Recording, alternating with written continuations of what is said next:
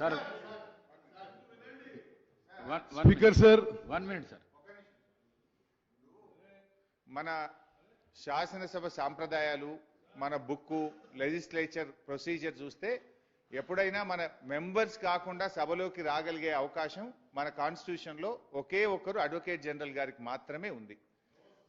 On the request of the speaker government only advocate general గారు వచ్చి ఈ శాసనసభలో ఒపీనియన్ ఇవ్వడానికి శాసనసభలో వారికి ప్రత్యేకంగా ఒక స్థానం కేటాయించబడి ఉంటుంది.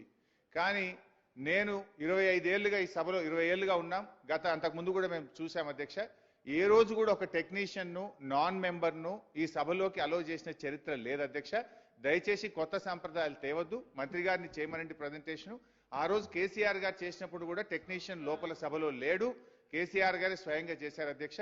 దయచేసి ఇప్పటికైనా ఈ రకమైనటువంటి రేపు ఎవరిని బట్టి వాళ్ళనే సభలోకి తెస్తాం అధ్యక్ష.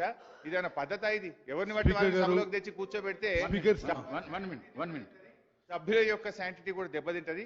దయచేసి టెక్నీషియన్ బయటకు పంపి మంత్రి గారు ప్రజెంటేషన్ ఇవ్వాల్సిందిగా కోరుతున్నాం. హరీష్ రావు గారి మాటలను గౌరవిస్తూ ఇంతకు ముందు ఉన్న ముఖ్యమంత్రి గారు, మాజీ ముఖ్యమంత్రి గారు కూడా ప్రెజెంటేషన్ ఇచ్చినప్పుడు టెక్నీషియన్ లోపటనే ఉన్నాడు కాబట్టి 1 మినిట్ రికార్డులనన్నీ పరిశీలించి వారిచ్చిన రిక్వెస్ట్ ఏదైతున్నదో ఆ రిక్వెస్ట్ను కన్సిడర్ చేస్తూ నేను అనుమతి ఇచ్చిన నన్ను ప్రశ్నించొద్దని చెప్పేసి సభ్యులను కోరుకుంటున్నాను.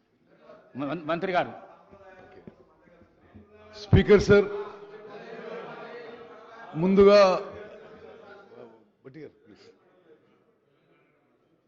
ప్రభుత్వానికి